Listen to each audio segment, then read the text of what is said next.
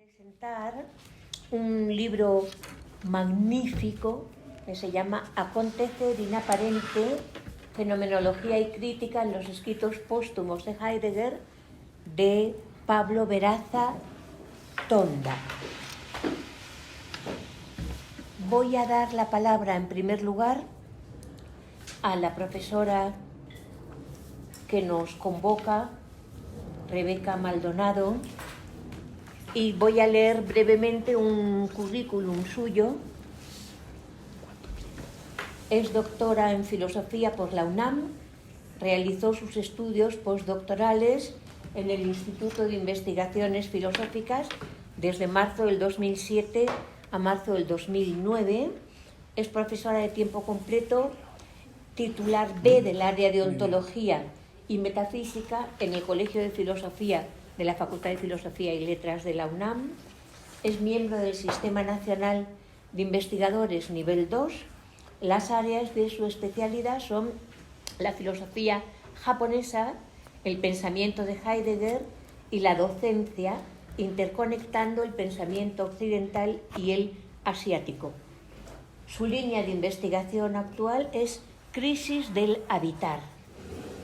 Fue responsable del proyecto de investigación Pensar Occidente, Ontologías del siglo XX y del PAPIT, Ontología e Historia, indagación sobre las vías para otra historia desde la ontología del siglo XX. Recientemente dirige dos proyectos de investigación, Proyecto PAPIT, Crisis del Habitar y el habitar originario en su relación con la Tierra, y el proyecto de la PIF-IL, Ontologías Intersticiales. Ha organizado numerosos congresos en torno a estos proyectos. Fue investigadora del Centro para la Escritura de Creación de la Universidad de Guadalajara, dirigido por el poeta Riquerdo Yáñez, en 1992. Fue investigadora del Centro de Estudios Lingüísticos y Literarios del Colegio de México desde 1994 hasta el 2007. Ha publicado en libros conjuntos y en revistas especializadas numerosos artículos y capítulos. Ha participado en numerosos congresos nacionales e internacionales. Es coautora del Diccionario Usual del Español en México, 2009, y del Diccionario del Español en México, 2010.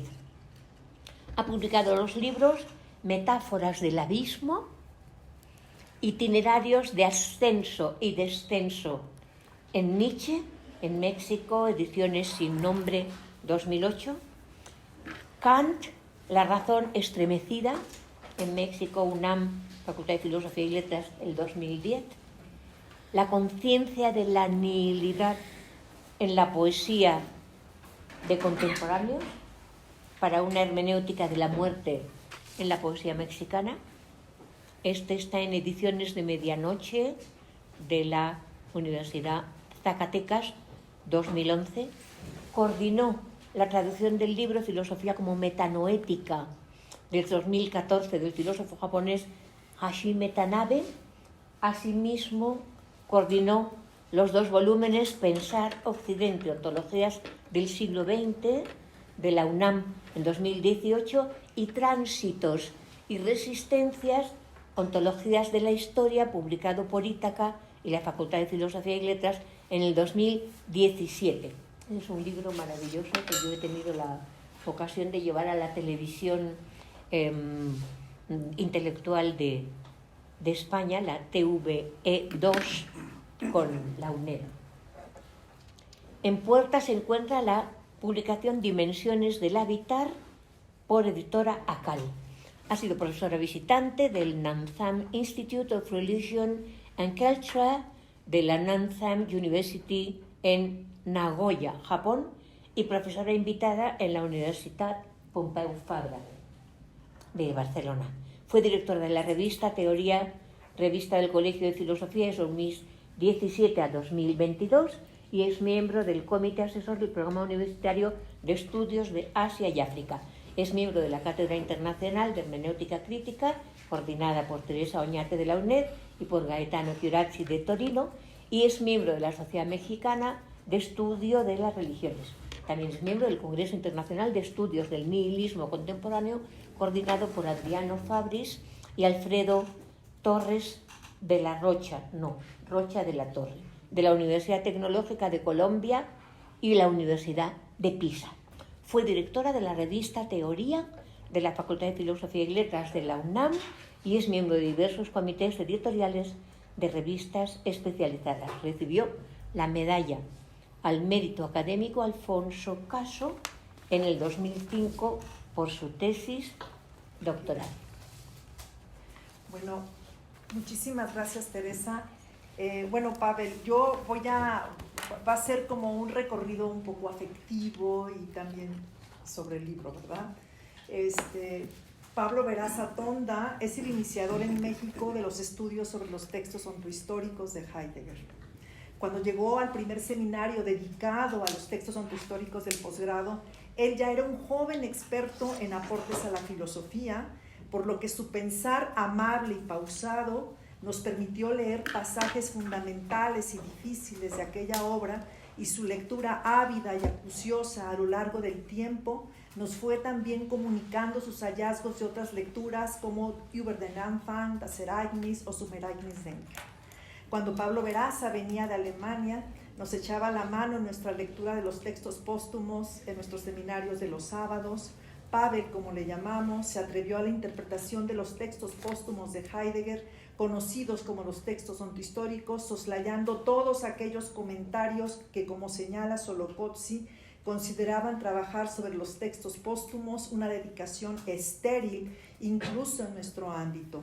Recuerdo haber escuchado, ya lo dijo Volpi, Beiträge es el naufragio de Heidegger. Eso me lo decían en los pasillos. Haciendo oídos sordos, también nos formamos en la lectura de los póstumos Sandra Montes, Emiliano Castro, Uriel Brito, Mario Sandoval, Leonel Gómez, entre otros, entre 2009 y 2015.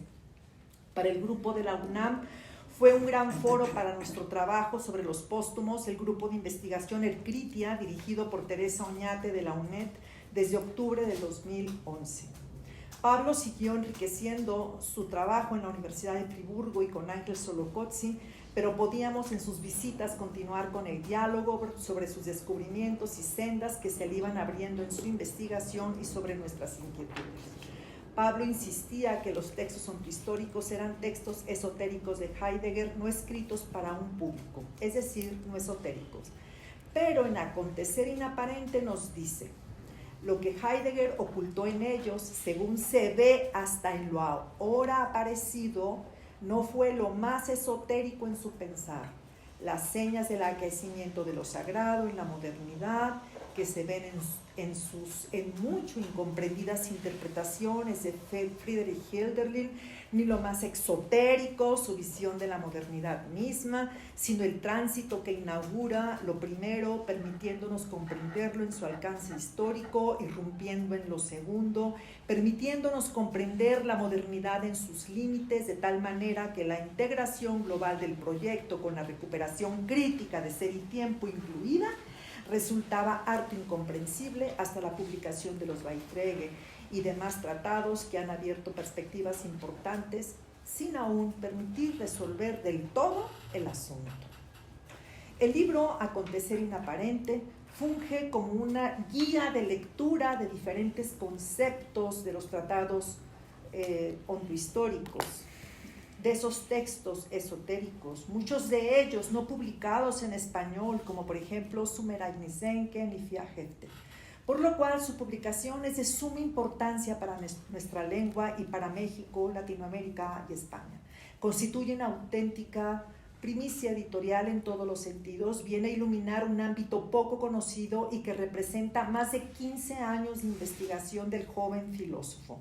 Es tal la importancia de la lectura de los póstumos de Heidegger que para Veraza ahí se encuentran los trazos de la filosofía por venir. Para dejar claro este punto, Veraza Tonda menciona por lo menos 2 veces que Derrida señaló en una entrevista a Janikov que le hubiera gustado iniciar su camino filosófico a la luz de lo encontrado por Beiträge sur Philosophie. De tal tamaño es la cantera filosófica de la obra póstuma de Heidegger, la cual se acrecienta si conocemos el resto de las otras obras póstumas del pensador de la Selva Negra y que en Acontecer Inaparente son trabajadas.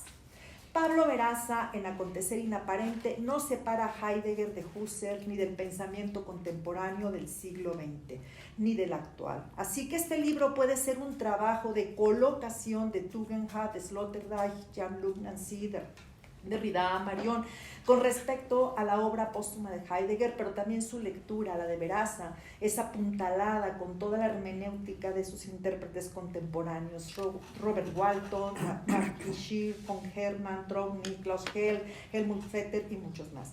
Es decir, en este libro se encontrará la hermenéutica actual en torno a Heidegger. En Acontecer Inaparente vemos un denso diálogo con la filosofía francesa.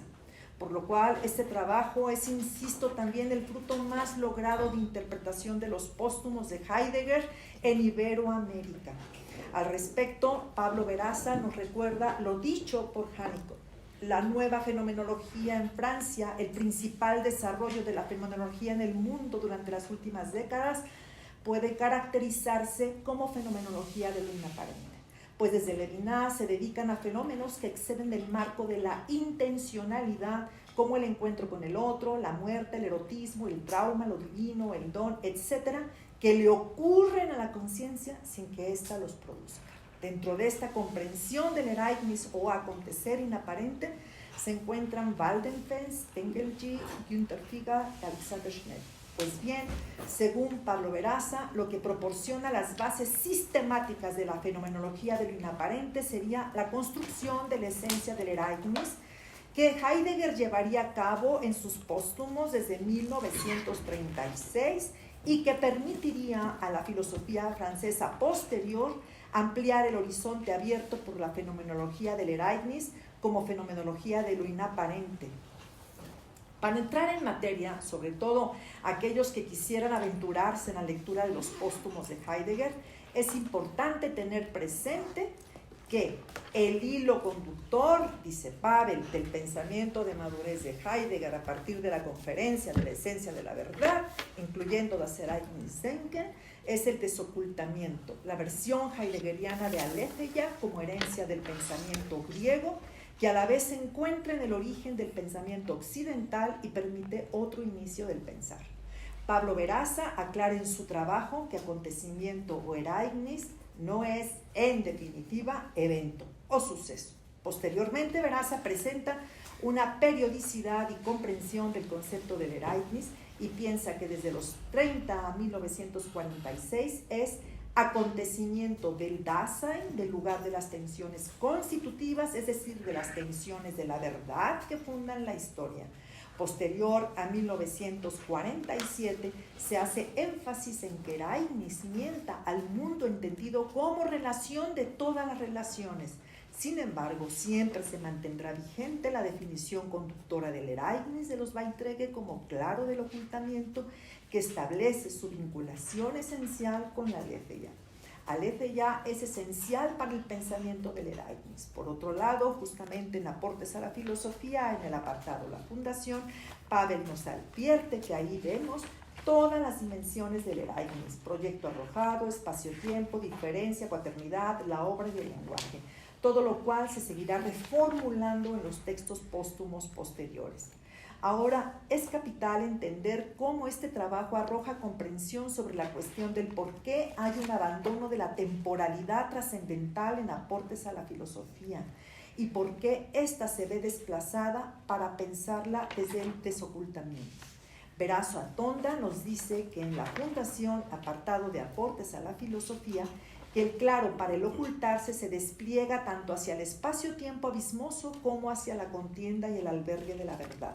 Así, la esencia de la verdad conjunta tanto el movimiento extático de salir fuera del tiempo originario como el sostenimiento en él rodeándolo o abarcándolo.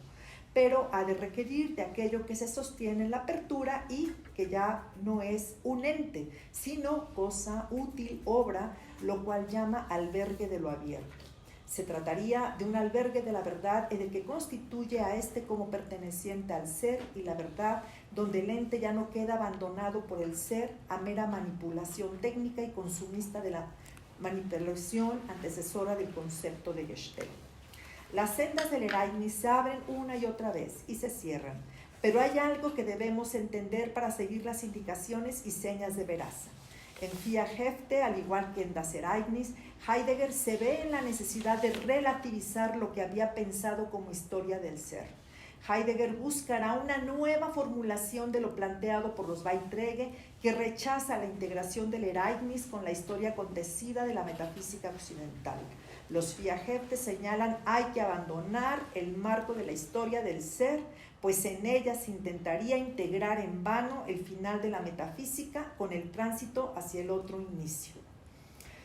Heidegger quiere abandonar toda escatología del ser, dice Pavel.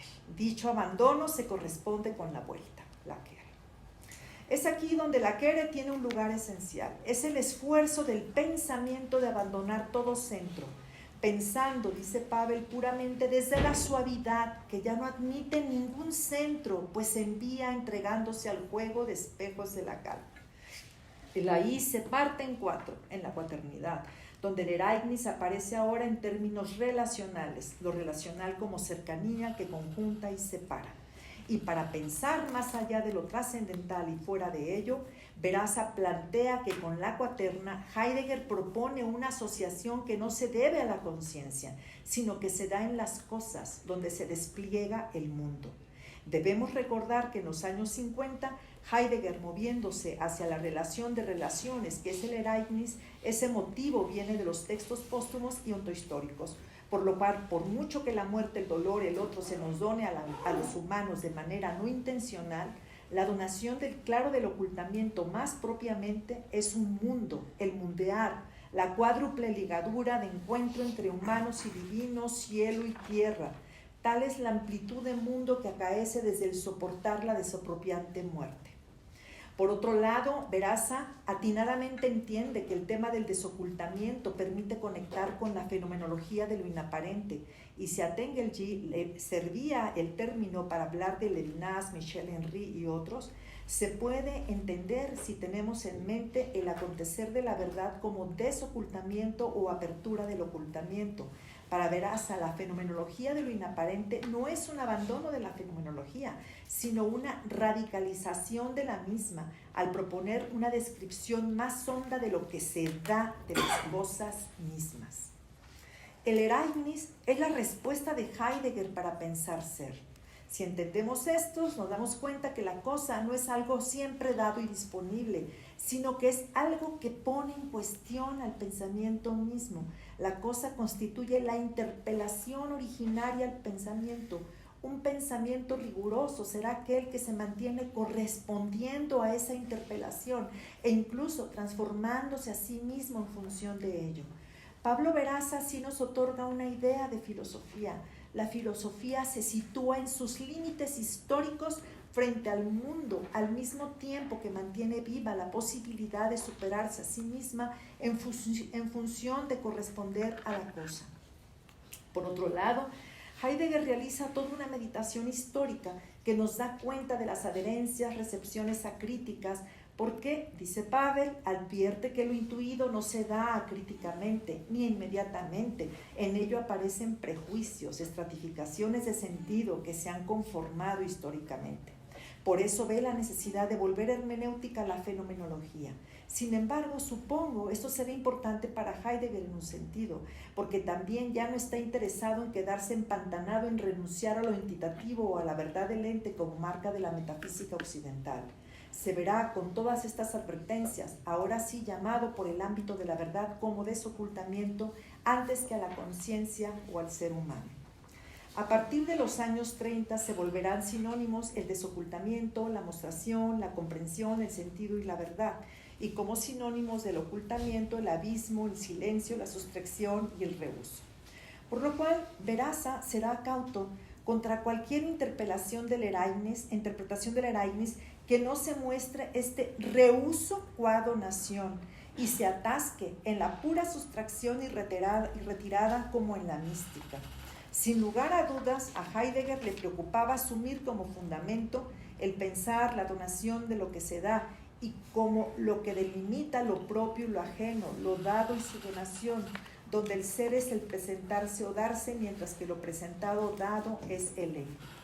Heidegger hará del pensar mismo un diálogo donde se dan tanto el preguntar como el responder, aconteciendo así un corresponder, un agradecer, un esperar, y siempre supone la donación previa de las cosas, supone la tensión entre palabra y silencio, la asunción del lugar del silencio como lugar de partida del decir.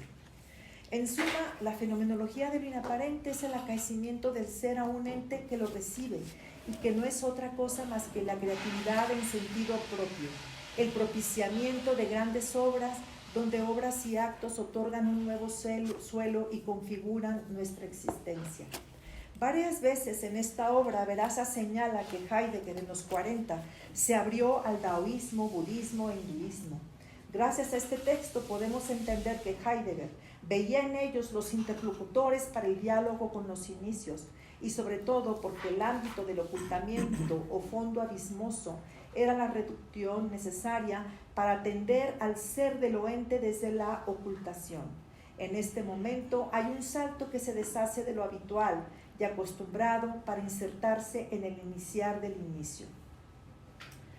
Este inicio para Veraza es solo una manera de desplegar el otro inicio histórico, el proyecto remitido a una comunidad venidera. Dice el joven filósofo, lo fenomenológico del pensar de Heidegger es lo que permanece exigiendo el diálogo con otros intentos creadores. A su vez, también queda entregado a una posible superación por parte de sus receptores, quienes pueden corresponderle desde la riqueza inagotable de la fenomenalización que él a su vez ayuda a indicar.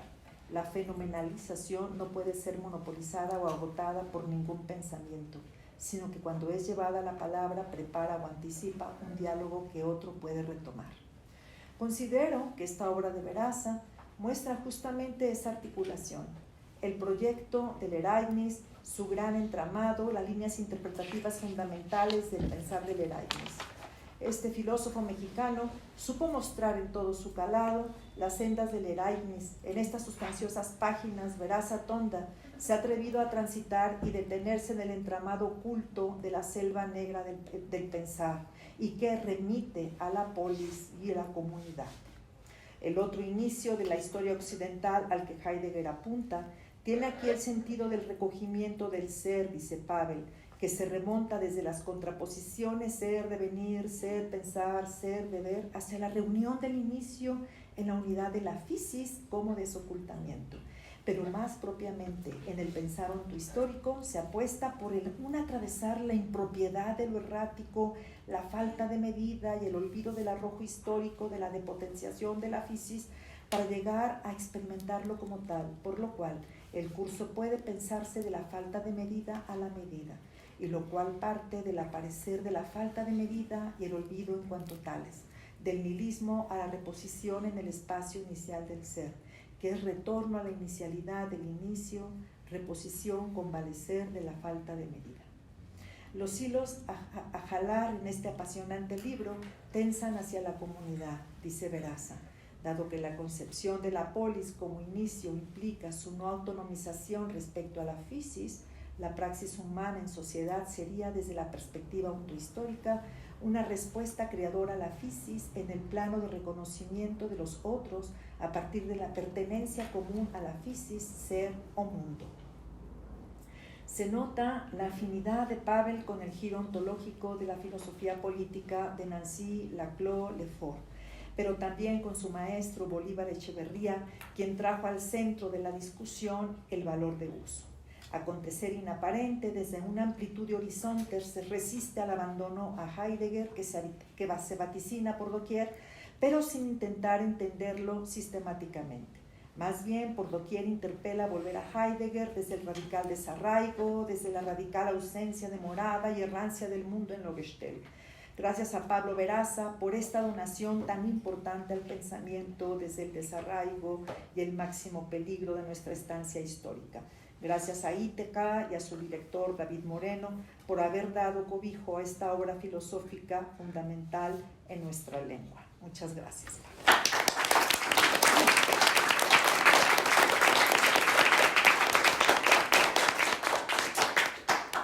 Muchas gracias a la profesora Rebeca Maldonado. Dan ganas de quedarse pensando en muchas de las cosas que has dicho y de pensar con el libro, ¿verdad? Yo es que estoy tan en contra de la velocidad en general que me meto en la meditación, pero tenemos que seguir. Doy la palabra al autor de este libro magnífico. A Carlos. Ah, sí, primero a Carlos. Sí. Tenía eso yo en el programa. Carlos Herrera de la Fuente es licenciado en Economía y maestro en Filosofía Política por la UNAM. Doctor en Filosofía por la Universidad de Heidelberg, Alemania.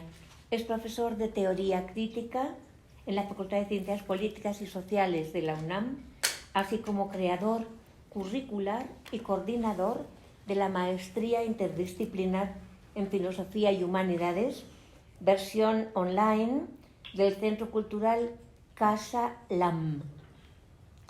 Es autor de los libros Ser y Donación, Recuperación y Crítica del Pensamiento de Martin Heidegger, del 2015, El Espacio Ausente, La Ruta de los Desaparecidos, del 2017, y Consideraciones Pandémicas, Aforismos para el Pasado Mañana, del 2022. Ha publicado además 3 libros de poesía: Vislumbres de un sueño, del 2011. Si son 3, debería yo tener algún folio más. Primero va a hablar él, ya que primero habla él. Sí, se refiere a la continuidad, ¿no? De lo que Claro, falta ya lo he Pablo encontrado. Arquista. Presencia en fuga, del 2013, y Vox Poética, del 2021, así como una novela, Fuga, del 2020. Colaboró como crítico de arte en el libro colectivo Extrarradio, del 2018, sobre la obra del maestro Alberto Castro Leñero, y colabora como subdirector de opinión de la revista digital Salida de Emergencia. Muchas gracias por estar aquí, bienvenido. Sí, no, muchas gracias a ustedes por la invitación y por, me estoy equivocando de texto, por la invitación y en el contexto también del congreso, del homenaje que se le hace a Gianni Vattimo, y bueno, en conexión con el pensamiento de Martin Heidegger, y me parece una invitación que además llama a la celebración por el acontecimiento. En este sí, un acontecimiento en ese sentido más acotado, pero también muy importante, que es el de la presentación y la publicación y la presentación del libro de Pablo Veraza, Acontecer Inaparente, que se centra en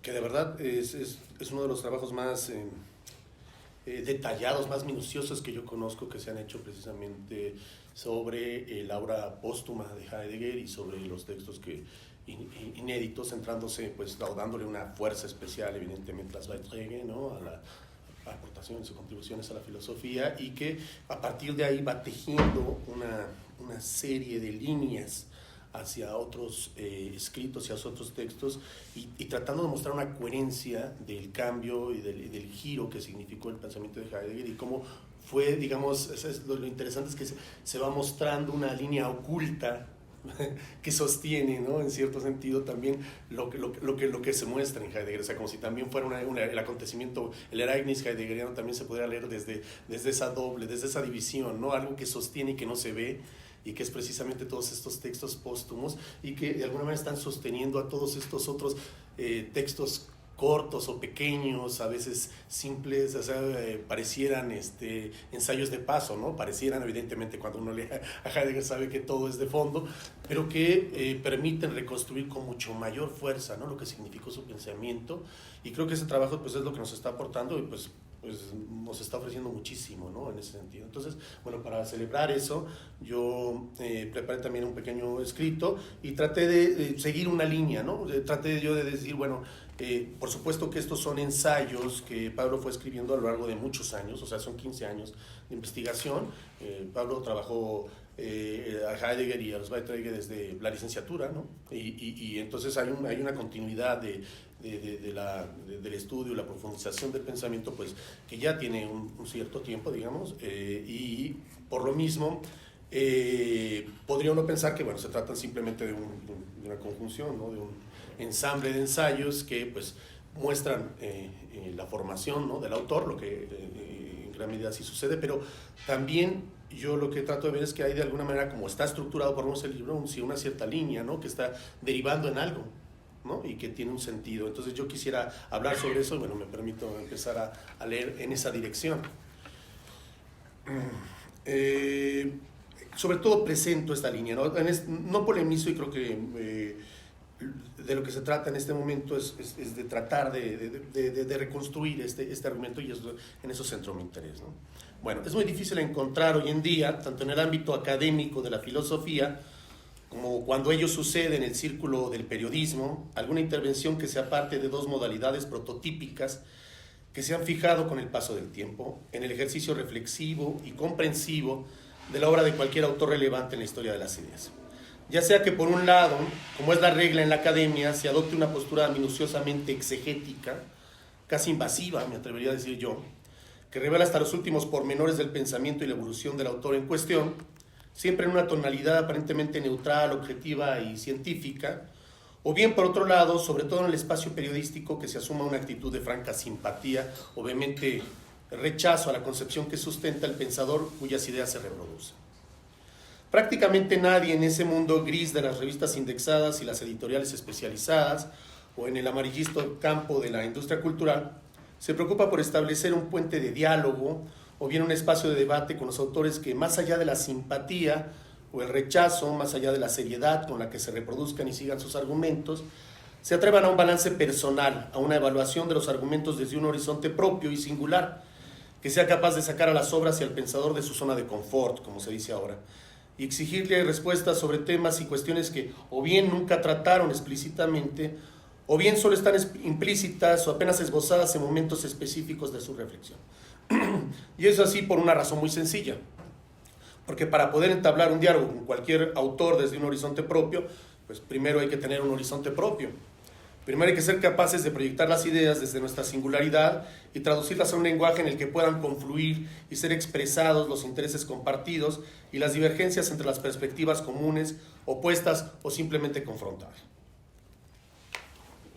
Creo que el primer mérito que habría que reconocer en el libro de Pablo Veraza Tonda, que hoy se presenta con Tercera Inaparente, Fenomenología y Crítica en los escritos póstumos de Heidegger, radica en su capacidad por enmarcar la lectura que hace de la obra Martin Heidegger en el escenario de una recuperación teórica que, de principio, intenta pensar más allá de los límites de la filosofía heideggeriana, si bien siempre reconociendo sus aportes más valiosos y las fronteras que ayudó a abrir de forma significativa en el pensamiento del siglo XX y en la herencia que dejó para el siglo XXI. No es que la pluma de Veraza no sea minuciosa, cuidadosa o muy bien fundamentada, sino que esa escritura solo sostiene otro propósito más importante y quizá menos evidente en un comienzo, el de exigirle a Heidegger, a su pensamiento, a sus hondas reflexiones teóricas, fundamentalmente a las que nos legó en sus escritos póstumos, que nos diga hoy algo sobre la posibilidad de lo político y su refundación en el panorama agobiante, crítico en varios niveles catastróficos de la realidad del mundo contemporáneo de este tercer milenio que apenas comienza. La permanencia o no, aquí cito lo que dice Veraza, casi al inicio de su obra, la permanencia o no permanencia de Heidegger en las modas de la industria cultural y en la filosofía académica dominante no es en verdad una cuestión relevante, sino que lo importante es en qué medida sus reflexiones nos permiten cuestionar nuestro mundo, la historia del pensamiento y el lugar del pensar en la época contemporánea, y a partir de qué elementos es posible hacer una recuperación o una crítica inmanente de su filosofía. Con Georg Wilhelm Friedrich Hegel ha quedado claro de sobra que solo es posible superar una filosofía a partir de sus propios presupuestos. Así que cabe preguntarse, ¿cómo procede el pensamiento de Heidegger? ¿En qué radican su equivocidad o su precisión? ¿En qué sentido es superable? Y sobre todo, ¿qué criterios nos ofrece para su discusión? Superar la filosofía de Heidegger. Vaya propósito, ¿no? Esto, sin embargo, no significa para Veraza desconocer a Heidegger o tratarlo como un pensador del pasado, como una especie de objeto arqueológico al que se puede estudiar, examinar, interpretar, pero siempre teniendo en mente que pertenece al pasado, que ya no puede decirle nada a nuestra realidad presente. Al contrario, superar significa para nuestro autor recuperar el impulso que condujo de principio a fin el pensamiento de Heidegger y llevarlo más allá de lo que él mismo pudo lograrlo o incluso desearlo. Superar significa en este caso, como lo implica la referencia a Hegel, en la cita reproducida, hacer suyo el espíritu que recorre la obra de Heidegger y comprometerse con él hasta las últimas consecuencias, incluso contra el propio Heidegger. Y bien, ¿cuál es el espíritu, o como le hubiera gustado llamarlo al propio pensador de Meskil, la esencia que sustenta la monumental empresa teórica de Heidegger? Aquí es donde se define todo. Aquí es donde la propuesta de Pablo Veraza toma una decisión profunda y se compromete con un camino de la interpretación de la obra del autor de ese tiempo. Porque para Veraza, la obra de Heidegger debe leerse desde un mirador particular.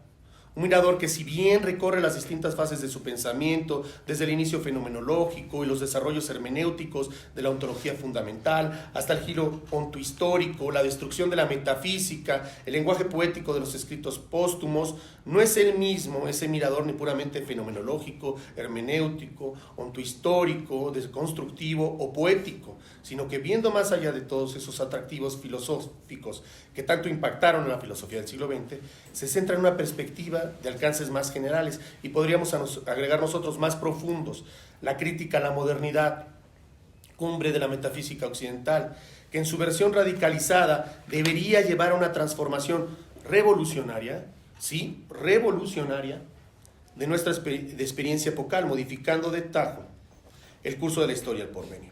Aquí nada más comento una cosa, y así lo insiste Veraza varias veces a lo largo del libro, al retomar una cita de Heidegger que define el grado o nivel de profundidad de una obra teórica, sea esta histórica o filosófica. Lo conservador, dice Heidegger, queda fijo en lo historiográfico. Solo lo revolucionario alcanza el curso profundo de la historia.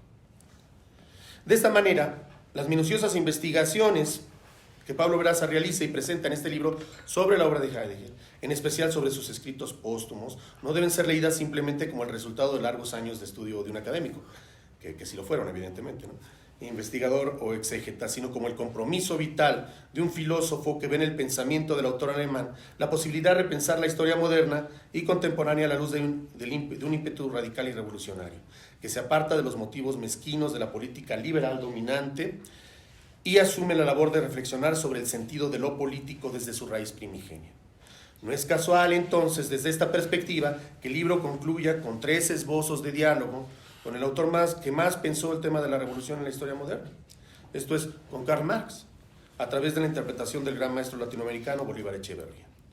No se trata de un simple gesto de reconocimiento y agradecimiento de Veraza a su maestro, aunque hay algo de eso, evidentemente, sino del objetivo necesario del libro, del hilo conductor de todos los capítulos y ensayos a los que constituye y que conducen ineluctablemente a intentar establecer una vía de diálogo entre estos dos autores fundamentales de la filosofía occidental, Karl Marx y Martin Heidegger. Ese es el sentido profundo del libro, bueno, lo que estoy proponiendo, ¿no? Una vez establecido esto, es decir, una vez definido el marco que guía el espíritu de la obra en cuestión, lo que sigue es dar cuenta de la forma en la que Veraza logra dar el objetivo de entablar un diálogo entre el pensamiento filosófico de Martin Heidegger y la profunda reflexión macrohistórica de Karl Marx. Y no solo como un encuentro casual, arbitrario o forzado, sino como un resultado natural, necesario de las investigaciones desplegadas. Evidentemente, un recuento detallado de todo esto rebasa las posibilidades que ofrece la presentación de un libro, y solo resulta factible dar cuenta de ciertos hitos o momentos significativos de esta empresa, así como de sus rasgos más generales. El núcleo de la propuesta se halla en la singular interpretación de Veraza sobre la llamada Kehre, giro o torna heideggeriana, y las consecuencias que derivan en la redacción de los escritos póstumos de Heidegger, una verdadera guía oculta de los ensayos que publicó en la segunda posguerra, que solo nos ofrecen ideas y conceptos apenas bosquejados, y en la posición filosófica y políticas de sus obras. Para expresarlo en pocas palabras, en la perspectiva que construye Pablo Veraza en Acontecer Inaparente, la que divide el proyecto heideggeriano en dos, la fase de la ontología fundamental y la de la reflexión autohistórica, no representa un abandono de la pregunta fundamental que condujo el pensamiento de Martin Heidegger de principio a fin, sino en todo caso un cambio de enfoque y de aproximación que permitió explorar caminos y respuestas de una manera más genuina y aguda en atención a esa misma pregunta original. Como todo el que conozca mínimamente la obra de Heidegger sabrá, dicha pregunta es aquella que se formula en torno al sentido del ser, más allá del horizonte los estrechos límites trazados por la historia de la metafísica occidental. La primera respuesta que encontró esa pregunta se halla en lo que sigue siendo considerada la opus magnum de Heidegger, Ser y Tiempo. Puesto que dicha obra quedó inconclusa y la tercera sección de la primera parte programada nunca fue publicada, aunque se hizo un borrador de ella, los problemas exegéticos y hermenéuticos sobre el sentido preciso de la obra en su conjunto comenzaron en el mismo momento en que la obra fue presentada a los lectores filosóficos. En Ser y Tiempo, como es sabido, Heidegger no se introduce de lleno a la exploración de la pregunta por el sentido del ser, sino que traza previamente un análisis preparatorio del Dasein, existencia, ser allí, etc., y su relación con el tema de la temporalidad desde el ángulo de la filosofía trascendental, sustentada en el método fenomenológico husserliano, del que Heidegger se apropia desarrollándolo en una dirección que rebasa con mucho los propósitos de Husserl sobre la elaboración de una filosofía científica. El punto de partida es la diferencia ontológica, el ser no es el ente, ¿no? Ya conocido. El ente es un algo específico de lo que se puede aplicar cualquier cosa. En cambio, del ser no se puede aplicar nada específico. El Dasein, sin embargo, trasciende esa especificidad óntica a la que ha sido arrojado y puede plantear explícitamente la pregunta por el sentido del ser. De esa manera, el Dasein trasciende su allí, su da, y es capaz de proyectarse trascendentalmente más allá de sus determinaciones singulares. Ya la introducción del término Dasein, como lo aclara el propio Veraza, constituye un atentado contra la tradición moderna, para la cual el punto de partida epistemológico es el del sujeto y su conciencia, desde la que se fundamenta el conocimiento de los objetos que se le oponen como un más allá de su identidad. Para Heidegger, en cambio, el problema de la relación entre el Dasein y los entes que lo rodean no es epistemológico, sino ontológico. El Dasein se encuentra arrojado al mundo, perdido en él, y tiene siempre una precomprensión de los entes que se mantienen abiertos a su proyección singular. El Dasein está siempre en el mundo, compartiéndolo con los otros entes y con los otros seres que tienen su misma característica ontológica. De nuevo, no podemos dar cuenta de todas las categorías heideggerianas esbozadas en Ser y Tiempo, pero podemos mencionar 4 momentos sobre los que reflexiona Veraza que distinguen el ejercicio filosófico de esta obra de los escritos póstumos que constituyen el núcleo de la reflexión de Acontecer Inaparente. Estos 4 momentos son el de la trascendencia, el de la diferencia ontológica, el estar en y el de la ontología fundamental como proyecto global de la primera etapa del pensamiento de Heidegger. Primero, la trascendencia del Dasein. En Ser y Tiempo, esto es, en el horizonte de la ontología fundamental, el ser humano es interpretado como un ente que introduce el allí en el mundo. Esto es, la especialidad de su experiencia como vivencia óntica de su circunstancia, pero que a la vez puede ser sobrepasada en su proyección hacia la posibilidad de ser de otra manera, sin poder jamás abandonar su allí, su circunstancia más propia. El Dasein, en su esencia íntima, es siempre ser de posibilidades, Möglichsein, ente que es su circunstancia fáctica, pero siempre rebasándose hacia posibilidades proyectivas. Lo que Heidegger cuestionará después del giro de su pensamiento es que en la idea de la trascendencia se introduce una diferencia entre el Dasein y los otros entes que podría dar cabida a la malinterpretación de su acción como el despliegue de un yo o de un sujeto frente a un mundo de objetos.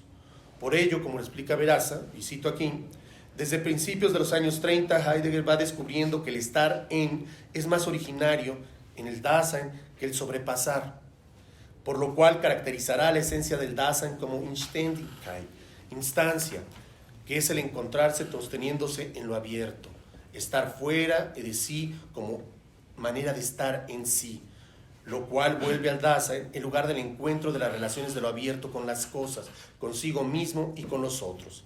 La primera versión de la esencia de la verdad empieza a hablar por ello de la Bodenständigkeit, el arraigamiento. 2. La diferencia ontológica. Como ya lo mencionamos, el proyecto original de Ser y Tiempo partía de la llamada diferencia ontológica, ontologische Differenz. El ser no es ente. Esto era importante para romper la cosificación del ser que lo reducía a entidad trascendente en la historia de la metafísica y pensarlo desde su indeterminación original e insuperable. No obstante, a partir de la Kehre, en un manuscrito de los años 60, contenido en el volumen 97 de sus obras completas, Veraza señala que el propio Heidegger propone la noción de destrucción de la diferencia ontológica y reivindica el concepto de Unterschied. El otro era Differenz, ¿no? Latinizado. Differenz, este es Unterschied en la versión germana, pues. Igualmente diferencia en alemán. Para indicar la forma en la que debería ser pensado, más allá de la metafísica. La diferencia que introduce el ser en su relación con lo ente, en gran medida porque lo ente no puede ser pensado como lo opuesto al ser o como lo que está fuera del ser, algo que sacudiría, por cierto, la crítica que Adorno le realiza a Heidegger en Dialéctica Negativa. En este sentido, desde los escritos póstumos, la diferencia, Unterschied, sería concebida como el ensamble de lo simple, Fuge de Einfalt, que, en la unidad de su despliegue, deja presenciar en su presencia lo ente, esto es, le dona u otorga el ámbito de su presencia. 3. El Seren. En el horizonte de Ser y Tiempo, la espacialidad o el ahí del Dasein están pensadas por primera vez desde la apertura de su ser a la precomprensión afectiva y temática del mundo. El Dasein está alumbrado, él mismo es el claro, dice Heidegger al comienzo del 5º capítulo de la primera sección. Más tarde, en las anotaciones que hará esa obra en el año 1946, subrayará que si bien el Dasein es el claro, no produce el claro, pues más bien su carácter de existente, ¿no?, en la separación, conlleva que se encuentre en, desde y orientado hacia el claro. La aperturidad del Dasein será pensada entonces desde la apertura de lo cerrado, desde el claro del autoocultamiento, Lichtung des sich-Verbergens, dice Heidegger. Esta aperturidad o claro del autoocultarse del ser al que es arrojado el Dasein es precisamente lo que a partir de las aportaciones a la filosofía será nombrado Ereignis, acontecimiento apropiador, o bueno, en una traducción mía, acontecimiento de lo propio, la noción clave del segundo Heidegger. Este acontecer que alumbra y a la vez oculta es lo que Veraza llama acontecer inaparente, y es lo que funda en su donarse la posibilidad del ser de los entes en su aparecer histórico. 4. La ontología fundamental. Una de las críticas tradicionales a la ontología fundamental desde la que se construye el proyecto de Ser y Tiempo es que dicha concepción da pie a un análisis ahistórico del ser del Dasein, por lo que la investigación parte de un supuesto estructural en el que la existencia, desde la precomprensión afectiva y cognitiva del mundo en el que se halla inmerso en su condición de arrojado, abre las posibilidades proyectivas e interpretativas del Dasein hacia la apertura temporal e histórica. Al contrario, el proyecto que se introducirá con la Kehre, como lo aclara Pablo Veraza, y aquí lo cito a él, se sitúa en las condiciones históricas que posibilitan e inauguran nuestro ámbito de sentido, interpretadas como el histórico estar arrojado en una determinada apertura de la verdad del ser. Por ejemplo, actualmente la planetarización de la técnica. Así cierro la cita. Con este último punto queda ya aclarado el sentido del giro o Kehre que caracterizará al pensamiento de Heidegger desde los años 30 del siglo XX, cuando escribe el ensayo de la esencia de la verdad. El Dasein ya no es pensado como el acceso privilegiado a la apertura del ser desde su preguntar cuestionante, sino que a partir de ese momento, por el contrario, se pensará al Dasein ya colocado en determinado plano de la apertura histórica del ser, desde la cual formula sus preguntas y es capaz de proyectar su existencia. El Dasein es arrojado a determinadas posibilidades históricas de ser en las cuales se pierde y queda atrapado, creyendo que él mismo se vuelve el fundamento de todo, como sucede en el predominio de la época moderna, que eleva al sujeto al plano determinante de la existencia del mundo pensado como imagen-objeto o como stock de reservas, Bestand, que queda fijado en lo compuesto, impuesto, Gestell. De esta manera, el fundamento que arroja al Dasein a sus posibilidades de ser queda oculto, se da pero se oculta al mismo tiempo, rehusando su plena aparición en el claro de la verdad del ser. Ese fundamento infundamentado, abismal, que otorga las posibilidades del ser, pero a la vez se oculta, es lo que Heidegger, a partir de aportaciones a la filosofía, escrito entre 1936 y 1939, en el preludio de la guerra, ya de la Segunda Guerra, llamará Ereignis o acontecimiento apropiador. Ese acontecimiento apropiador que funda sin fundar, pero que arroja que arroja al Dasein a las posibilidades históricas de ser, es lo que nunca aparece en el plano de la cotidianidad ni de la reflexión historiográfica. Es el acontecer inaparente que marca la pauta de la aparición de lo ente. Es lo que reúne sin obligar y da sin dar.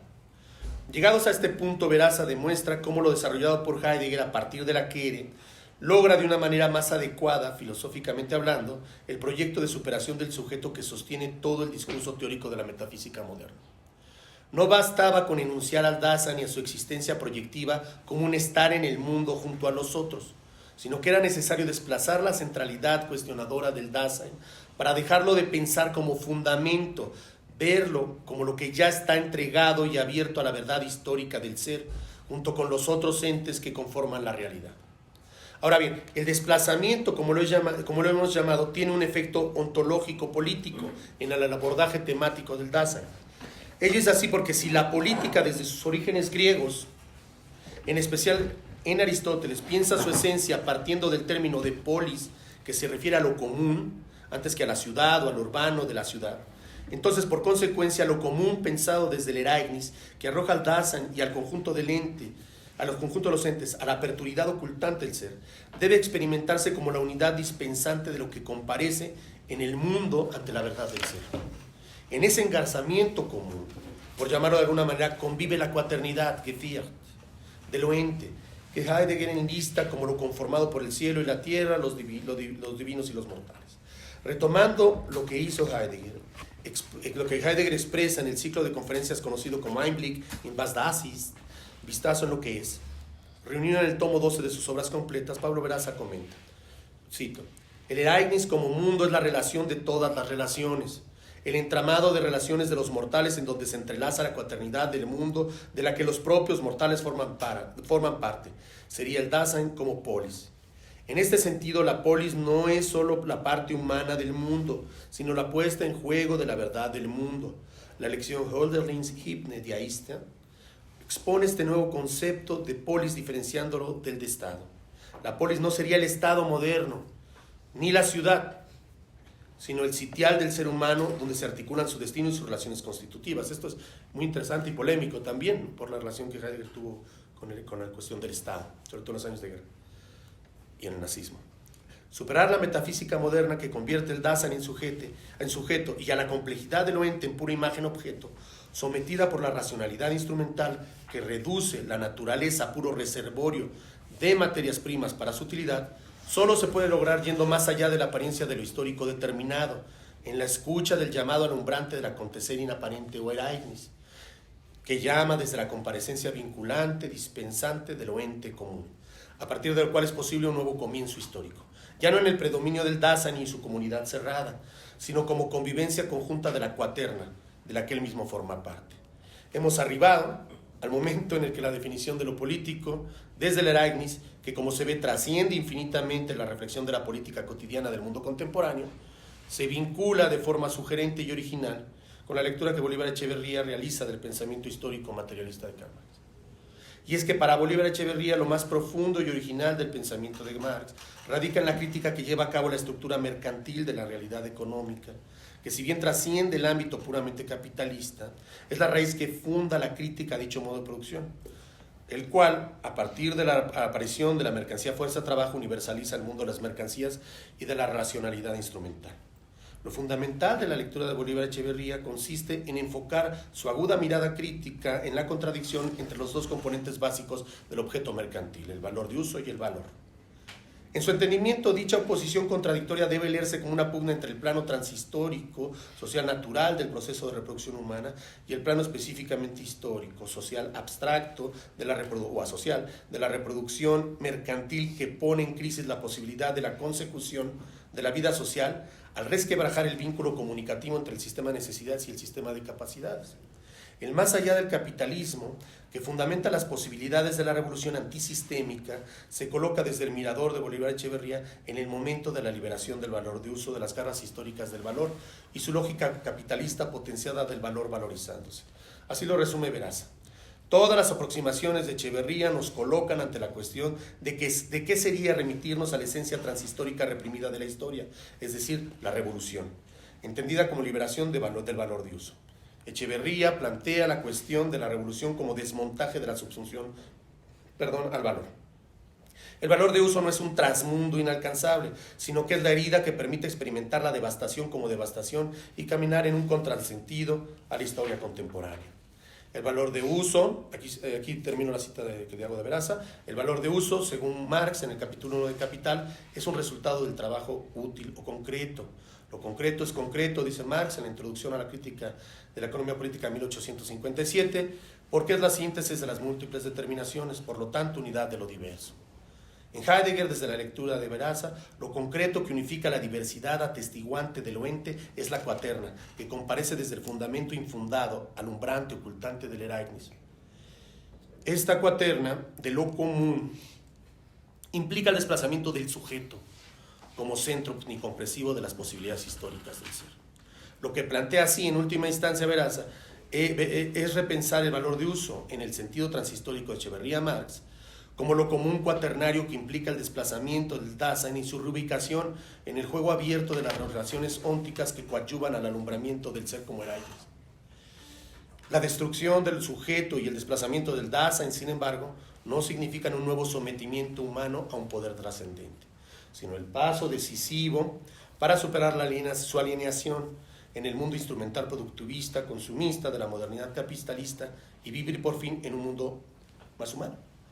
Así lo dice Veraza para cerrar esta sugerente y alumbradora aproximación a la relación entre Marx y Heidegger. Y cierro con una cita.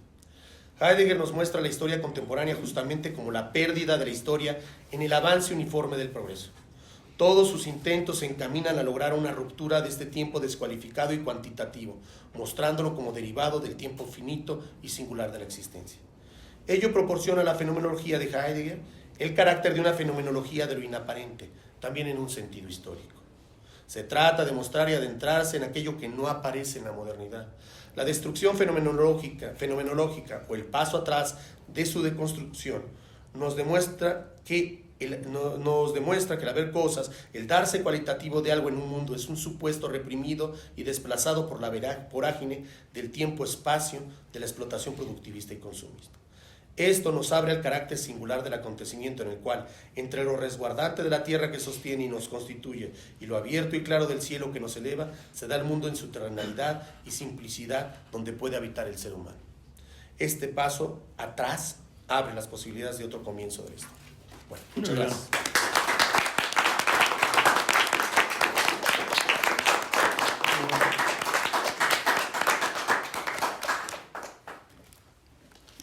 No dejaste nada ya. ¿A usted? Muchísimas gracias a Carlos Herrera de la Fuente Sí. por esa brillante intervención. Y voy a dar paso entonces al Jorge Juanes López, que es filósofo y crítico de arte, investigador de tiempo completo del Instituto de Ciencias Sociales y Humanidades de la Benemérita Universidad Autónoma de Puebla. Ya jubilado, por cierto. Afortunadamente. En colaboración con el INBA, creó la maestría y el doctorado en arte contemporáneo, cartografías del arte contemporáneo. También con el INBA, concretamente con el Museo de Bellas Artes, participa en la curaduría de varias exposiciones. Ha publicado 27 libros sobre arte y filosofía. Algunos son Los caprichos de Occidente, Hegel o la divinización del Estado, Más allá del arte conceptual, Hölderlin y la sabiduría poética, la otra modernidad, Kandinsky, Bacon, pintura del espíritu, pintura de la carne, Artaud, Dalí, los suicidados del surrealismo, Goya y la modernidad como catástrofe, Leonardo da Vinci, pintura y sabiduría hermética, Theodor Adorno, individuo autónomo, arte disonante, territorios del arte contemporáneo, los años funestos, Heidegger y el nacionalsocialismo. Heidegger, futurismo, esplendores y penumbras, vanguardias artísticas ruso-soviéticas, así como el libro de última publicación, Nietzsche, Rebeldía dionisíaca, fractura del nihilismo. Bienvenido, muchas gracias por estar aquí. Bueno, pues yo quisiera, en primer lugar, señalar que estoy en la Facultad de Filosofía y por tanto estoy en mi casa, ¿no? Aunque yo no pasé por la Facultad de Filosofía, pero siempre la he considerado mi casa y eso siempre me da mucho gusto volver a la Facultad de Filosofía y estar aquí tratando de decir algunas cosas de las que he estado trabajando. Y me da gusto también comentar un libro, ¿no?, de Pablo, que además, porque de alguna manera tengo ya una historia con los padres de Pablo, con Jorge y con Tonda, ¿no?, que viene de lejos. O sea que me da mucho gusto de repente ver al hijo de un amigo mío que hace un libro tan sólido como el libro que estamos comentando. Esa doble satisfacción es con lo que yo quiero empezar. Pero claro, no puedo empezar como si no hubiera escuchado lo que se ha dicho, ¿no?, de alguna manera. Sobre todo dos cosas. La primera, decía Pablo Herrera. Carlos. Carlos. ¿Cómo? Carlos. Carlos. Con Pablo, Carlos. Decía Carlos, ¿no? Efectivamente, para trabajar con un autor hay que tener un horizonte propio. Un pensador que no tiene una discusión propia y no está entregado a la disolución de una problemática, no podrá tener una relación con sus cómplices que tenga un carácter realmente celebrativo por un lado y por otro lado fértil. ¿Por qué? No es posible, ¿verdad?, acercarse a un pensador, por ejemplo, como Heidegger o como Nietzsche o como tantos otros, si a su vez no los pasa uno por el propio tamiz de la discusión que uno mismo está forjando. Y esto me parece que efectivamente está en el libro ahora sí, de Pablo, ¿no?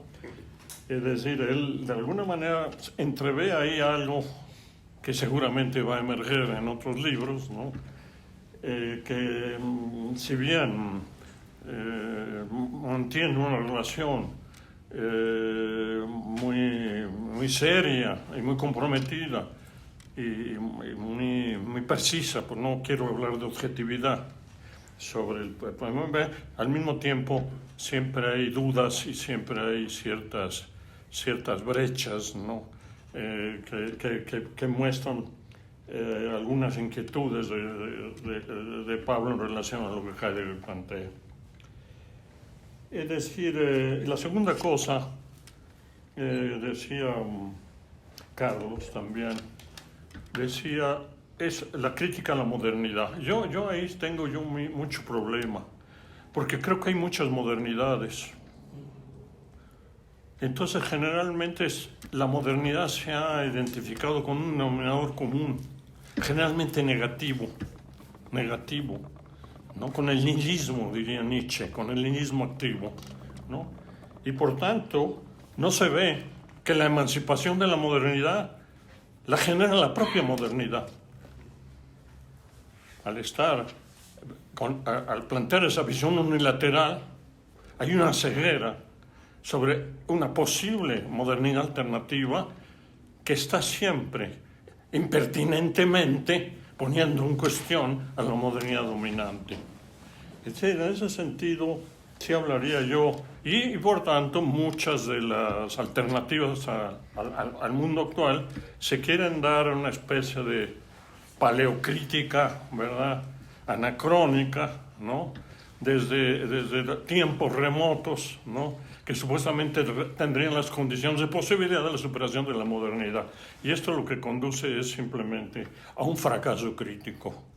Por tanto, efectivamente, sí, Heidegger pertenece a la modernidad y de alguna manera su discusión sería impensable sin la modernidad. Ahora, ¿a qué modernidad pertenece? Bueno, eso sería un problema que vamos a ver si podemos decir algo.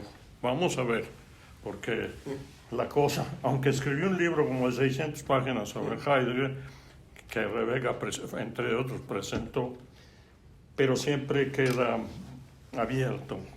Entonces yo quisiera empezar por plantear el panorama que se encuentra Heidegger cuando escribe Ser y Tiempo. ¿Qué panorama se encuentra? Justamente, es decir, lo que se encuentra y lo que él cuestiona y a lo que se va a enfrentar es a la modernidad dominante, a la modernidad institucional dominante, a la modernidad antropocéntrica, a la modernidad totalizada por la voluntad de dominio tecnocientífico del mundo, a la voluntad centrada en el principio de razón como referencia central de lo cognitivo.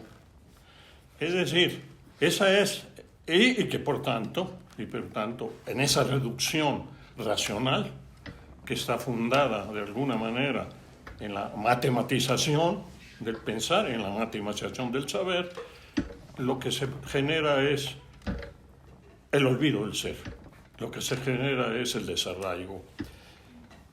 Es decir, pero esto tiene una razón de ser.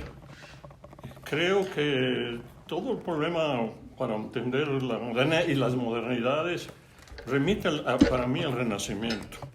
Y esta modernidad de la que estoy hablando ahora, esta modernidad dominante institucional, que no es la modernidad tal cual o solo, justamente proviene de una crisis, la crisis que produce Copérnico, la crisis que produce el descentramiento de la Tierra, ¿verdad? como centro del sistema solar.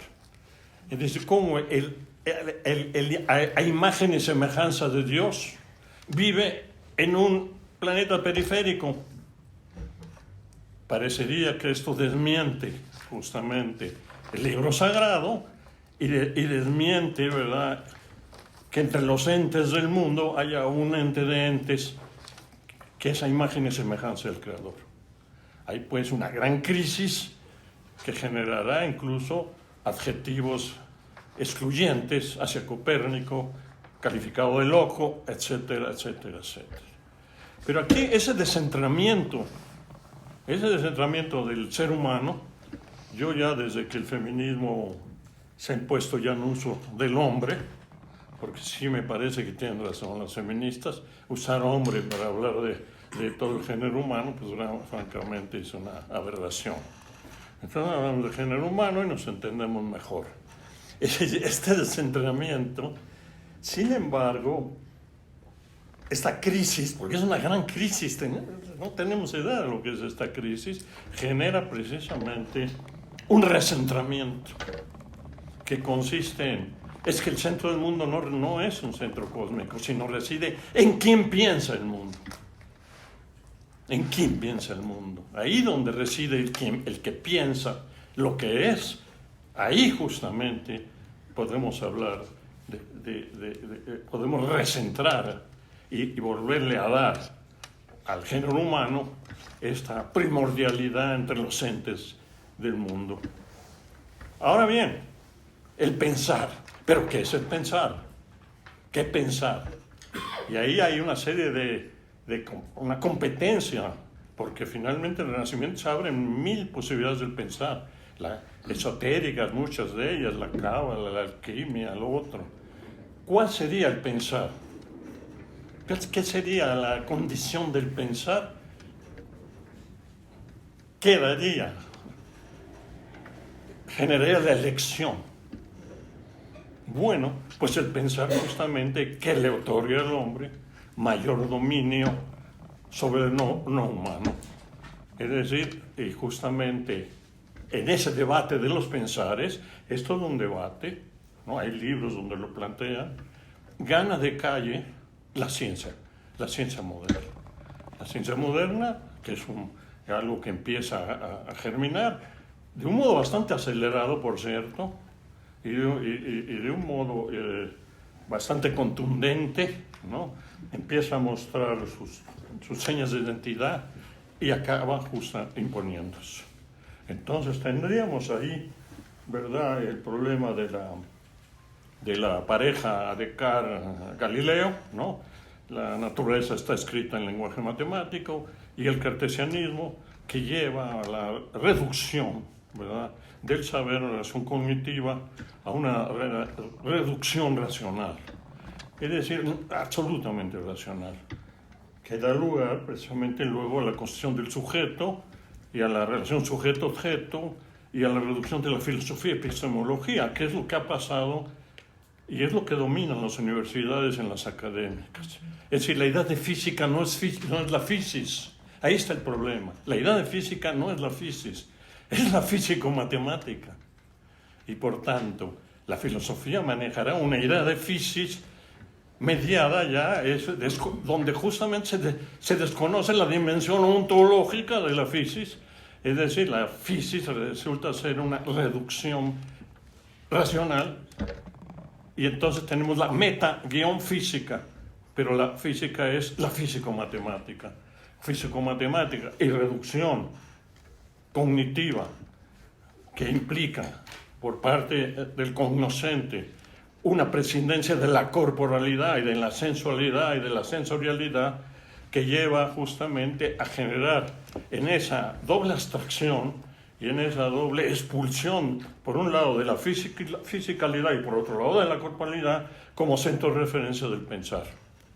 Entonces la pregunta que uno se puede hacer, y que se hace Heidegger, es que es posible un pensar radical si se ha excluido aquello que es, si se ha excluido la dimensión ontológica, si se ha excluido justamente la fisicalidad y la corporalidad. Evidentemente, no. Este pensamiento es posible, sí. Existe, sí. Tiene efectos cognitivos, sí, pero finalmente genera, ¿verdad?, el olvido ontológico. Y este es el panorama en que se encuentra Heidegger en Ser y Tiempo, ¿verdad? El olvido del ser. No solo el olvido del ser, el olvido del ser, porque se ha olvidado hasta que existe algo como el ser, que no es reducible al sujeto. No, el sujeto, que es la nueva referencia del ser. Entonces, el concepto de Dasein, precisamente, es un concepto polémico, efectivamente, como lo han dicho ustedes dos, y Pablo lo señala, ¿verdad? Es decir, hay una pesquisa sobre cómo podemos deconstruir el sujeto. Y esa pesquisa que lleva el nombre de Dasein, que pudiera traducirse como aperturidad, ¿no? Aperturidad. Es decir, pero no solo es esa pregunta la que Heidegger se hará, sino también la pregunta del posible encaje, ¿verdad?, entre eso que es el Dasein, que ya no es el sujeto, que ha puesto en cuestión al sujeto, que ha tachado al sujeto, ¿verdad?, y justamente la física, justamente la dimensión ontológica. Ese es el problema, ¿verdad? Y porque lo que ha creado la modernidad institucional somos los desterrados, somos los errantes, somos los apátridas, precisamente porque se ha destruido, ¿verdad?, en términos cognitivos, todo lo que implica, ¿verdad?, el arraigo, el habitar, en términos de Heidegger, el habitar. Hemos perdido el habitar. Es decir, ahora bien, aquí el problema es que el Dasein es una cosa que se problematiza poco. Incluso creo que Pablo tampoco está muy problematizado. Va a ser interrogado aquí en este texto de dos maneras. Por un lado, hay todavía, efectivamente, en Ser y Tiempo, hay todavía, acéptelo o no, Heidegger lo hay, ¿no? Además salta todo el tiempo, una relación a Kierkegaard. Es decir, hay una consideración precisamente existencial, aunque él niegue después, yo no soy existencialista, pero aquí lo hay, que consiste en establecer la diferencia entre el outsider, entre el que rompe con el uno de tantos, el que se pone para sí mismo, se refugia en una especie de ascesis, de soledad y silencio, porque es precisamente esa huida del ruido generado por el uno de tantos la condición que se requiere para el pensar. Es decir, esto tiene que ver con el problema de la angustia kierkegaardiana, la angustia de la nada, ojo, pero de una nada que es algo.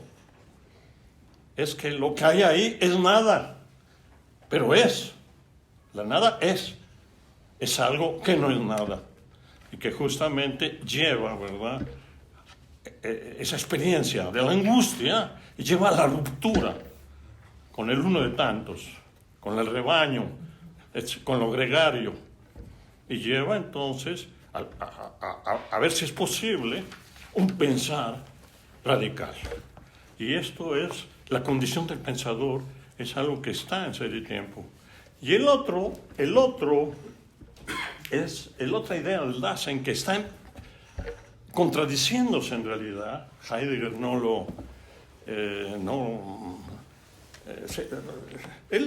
yo creo que lo sabe, pero está él en un momento, en mi opinión, de duda. ¿Qué es este? Lo voy a leer para que no crean que invento, no invento. Es decir, dice así: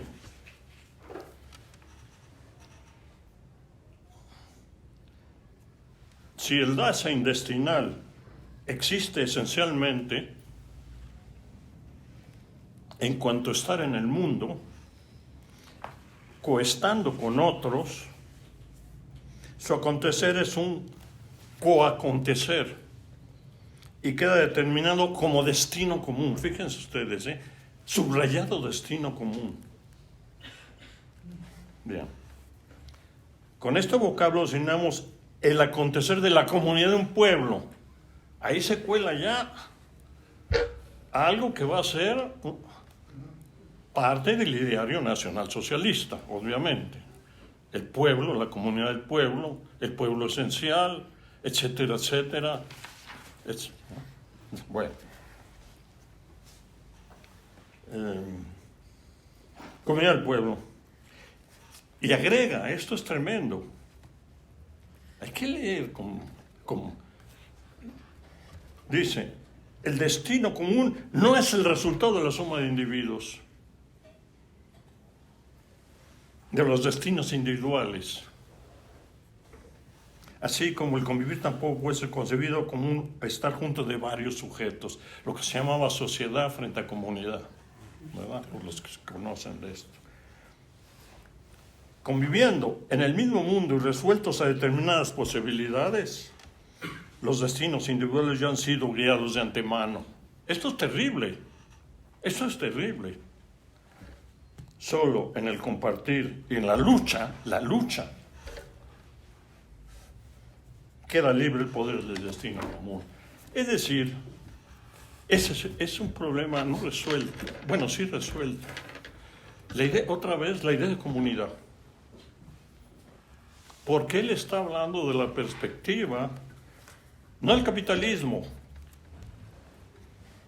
sino de un sistema no capitalista, lo que yo llamo el sistema idiocrático totalitario,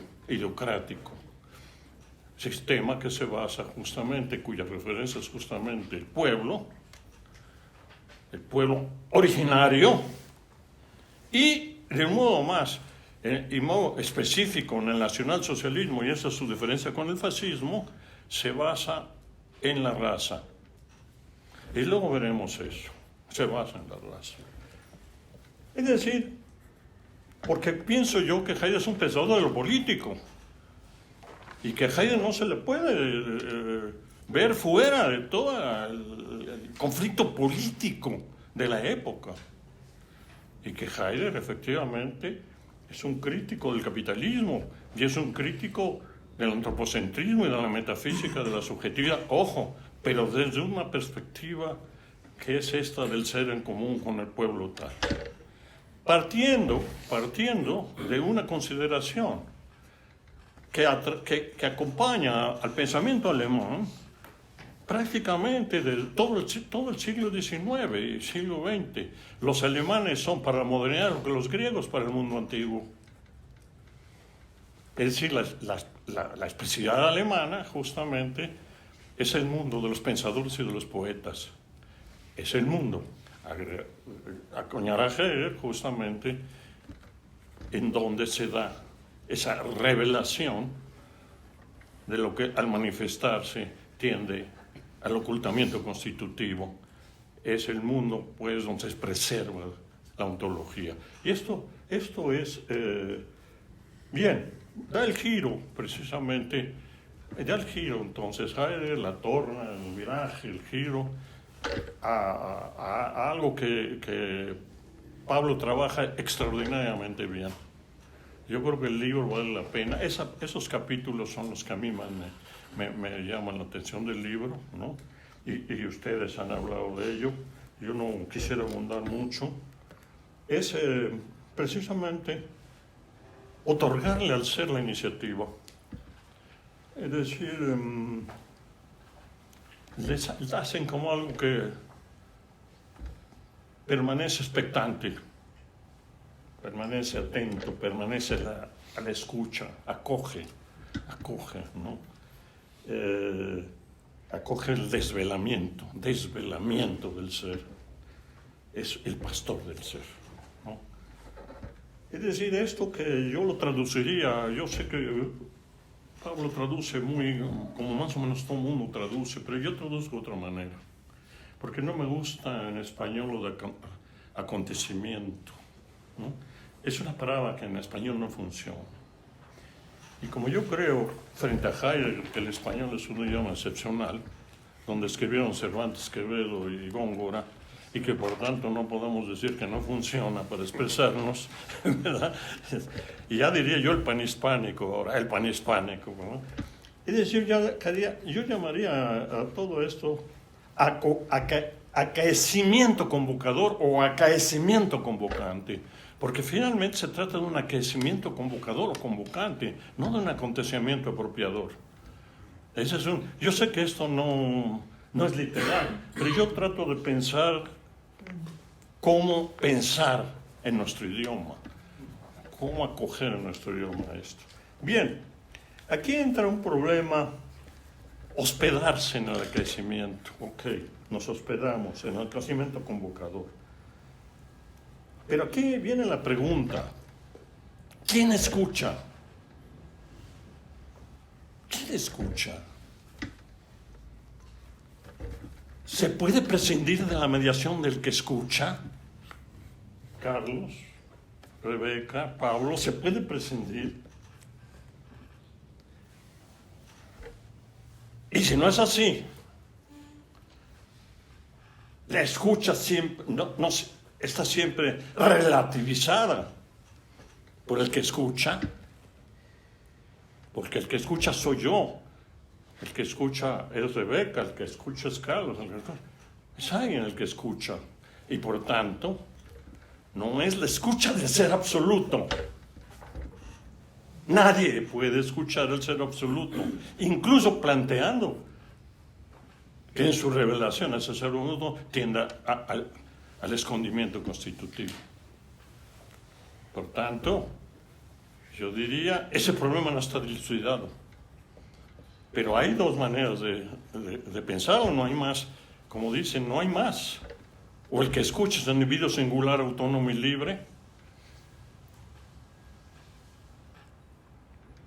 Por tanto, intercambiable, no intercambiable. Por tanto, personal.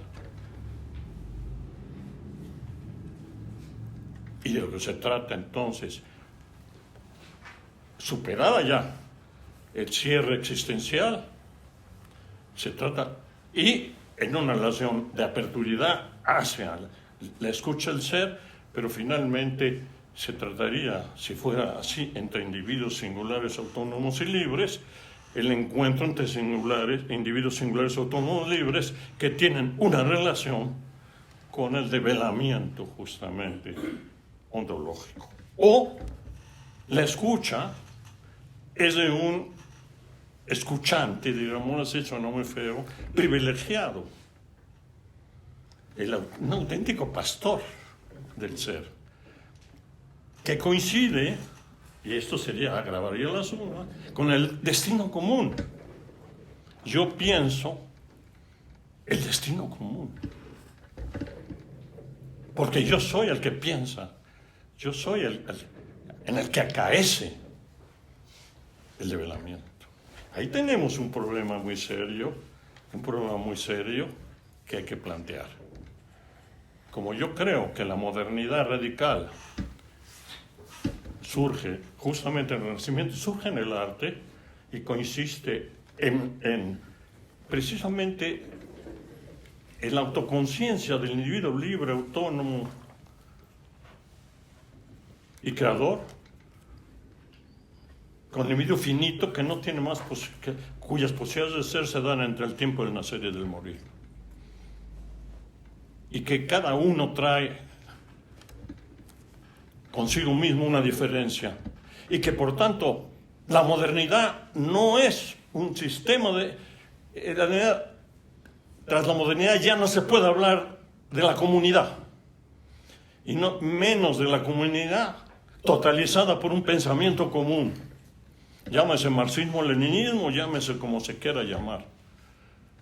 Es un encuentro entre diferencias, es un encuentro entre libertades. Todos los intentos comunitarios que ha habido en la modernidad por restaurar la comunidad premoderna han llevado al infierno. Por tanto, entonces yo apuesto justamente por este individuo autónomo, singular, libre, creador y finito,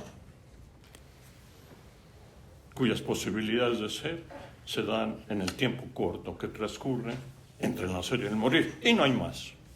Las escatologías, dinamitémosla, porque yo no puedo creer en un pensamiento que establece la libertad que yo no voy a vivir. Yo no voy a vivirla. Pero dejo esto. Otra cosa que quería aclarar es el problema de Husserl, ¿no? Insistes mucho en la relación con Husserl. Yo creo que no. Yo creo que efectivamente es un cuestionamiento ya desde el parágrafo 25 por ahí. Es un cuestionamiento de Husserl. ¿Por qué? Porque si recuerdas, Husserl, que trata de la famosa filosofía como ciencia estricta, él, cuando habla de los pensadores de la fisis, mal llamados presocráticos, yo no sé por qué se les llama presocráticos, es verdaderamente una aberración, porque no son pre-de-Sócrates, es otro tipo de discurso. Los pensadores de la fisis, ¿verdad? Para Husserl, si bien apelan a lo reuniente, o apelan a todo lo que es, y esto es una actitud filosófica, descuidan la subjetividad.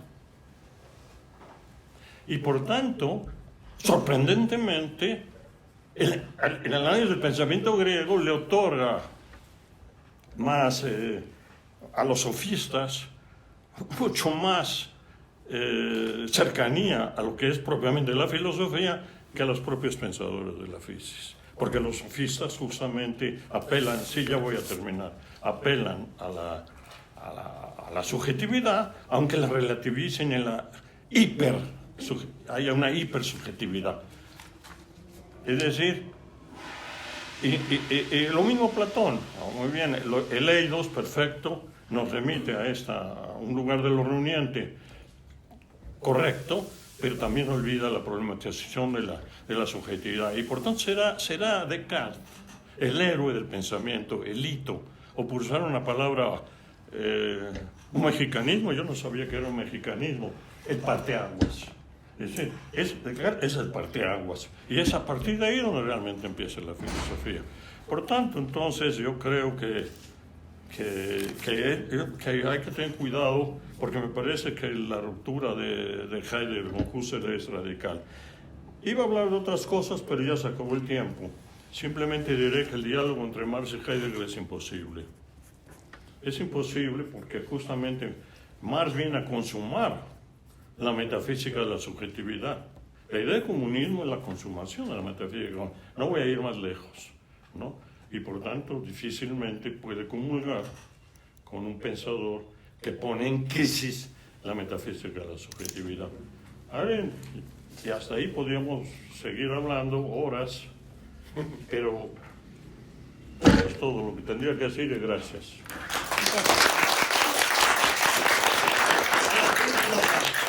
Nada más. Creo que el debate, y eso quizá falta en tu libro, el debate en realidad de Heidegger es entre Hölderlin y Nietzsche. Acuérdate, Hitler dice, nadie tiene a los filósofos que tiene Alemania. Ahí están Kant, ahí está Hegel, ahí está... Y el más grande de todos los grandes, Nietzsche. Es decir, toma partido por Nietzsche. Va a la casa de Nietzsche, de la hermana le da el bastón, sale con el bastón de Nietzsche. Okay. Y la lectura que hace Heidegger de Nietzsche es una lectura criminal, para fusilarlo, ¿verdad? Porque lo nombra como el último metafísico de Occidente. ¿Por qué? Porque lo que quiere decir no es por ahí. Escúchenme a mí, escuchen a Heidegger. Y ahí viene la lectura de Hölderlin. Es Hölderlin realmente el poeta de la poesía, el referente al que hay que escuchar para poder fundar algo que se enfrente a la pinza que nos tiene apresados del americanismo y del sovietismo. Entonces es la discusión. Por eso el seminario de Nietzsche es... Pero bueno, ya, perdón.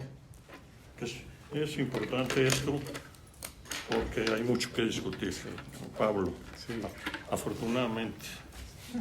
Muchas gracias, Jorge Juanes López, por esa manifestación tan apasionada de su La pasión pensamiento. es lo único que nos queda. El arte y las pasiones. Ahora vamos a escuchar al autor de el libro que nos convoca y nos reúne, a Pablo Veraza Tonda, que realizó sus estudios de licenciatura en Filosofía en la UNAM, de maestría en Filosofía en la Universidad Autónoma de Puebla y de doctorado en Filosofía en la Universidad de Freiburg, Alemania.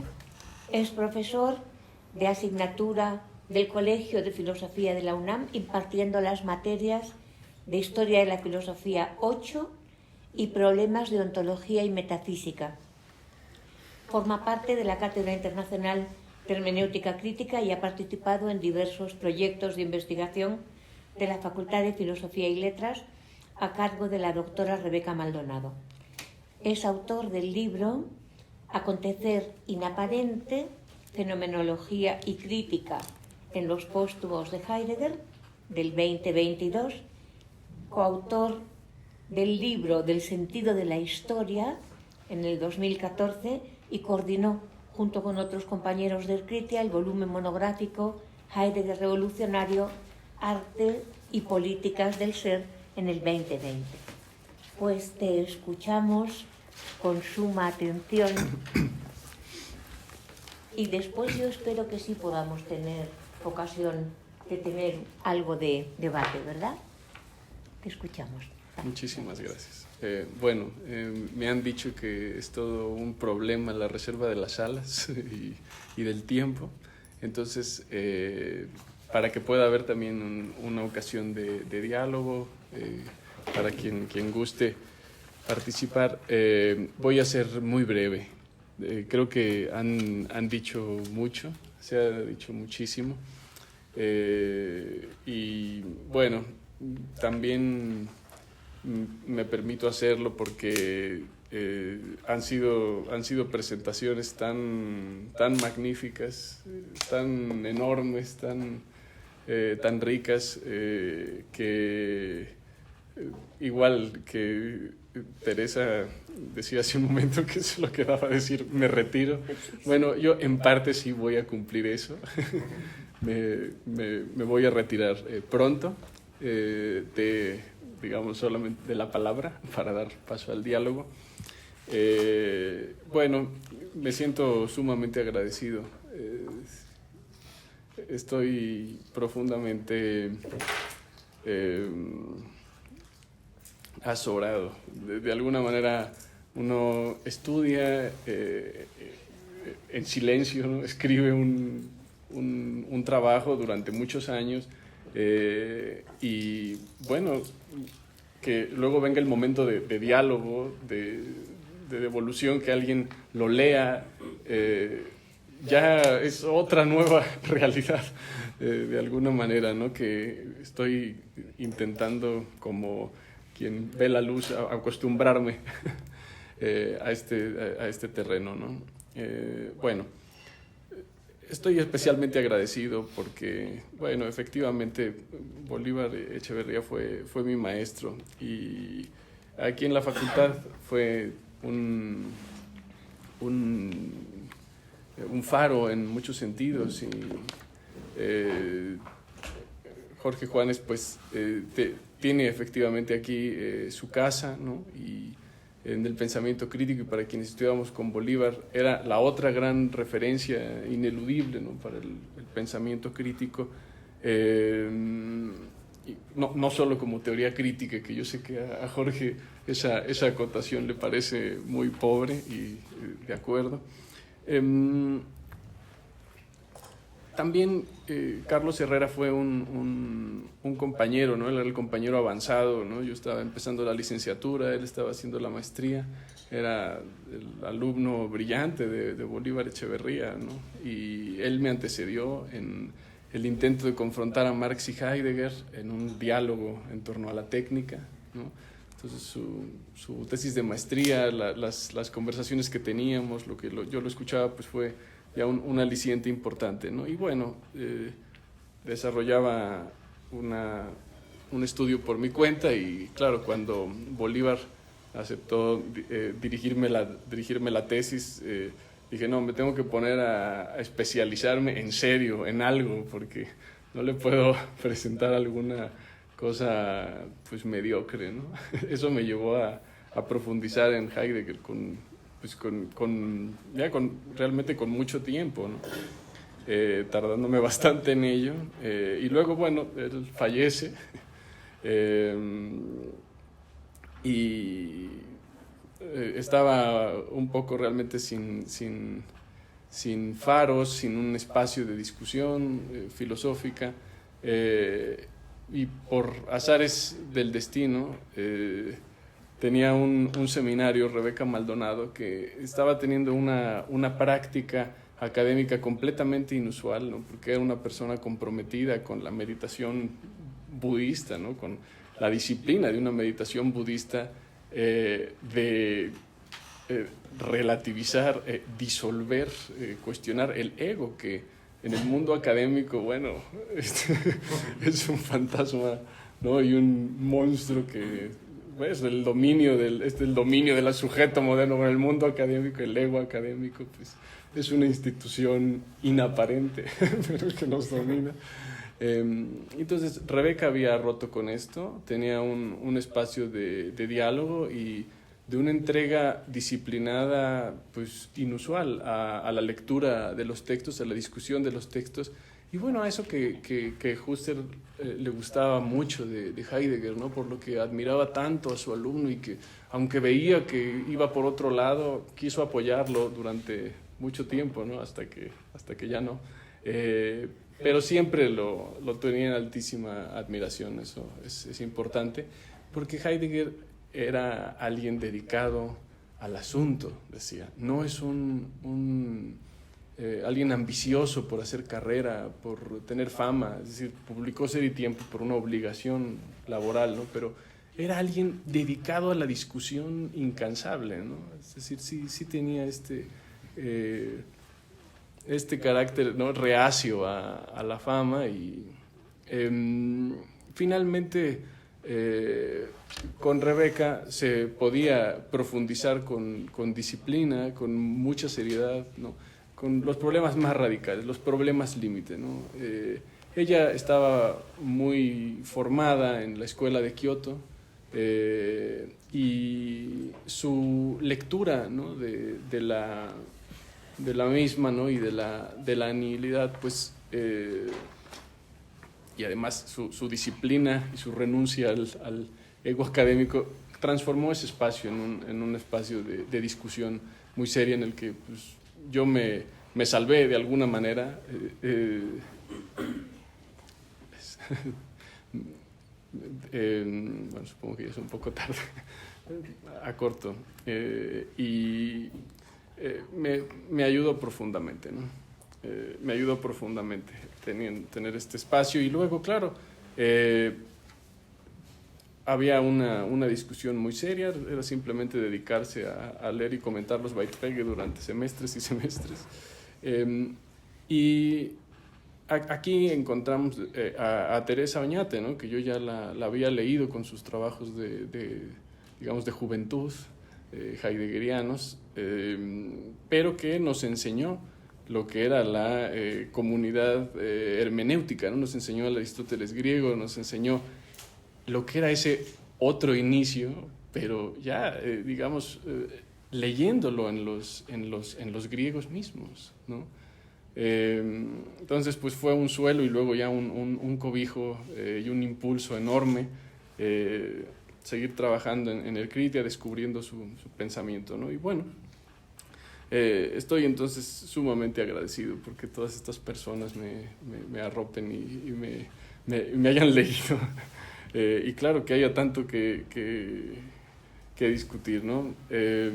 Bueno, solo quisiera decir que efectivamente hay un peligro en este Dasein entendido colectivamente en la dimensión de la alianza, ¿no?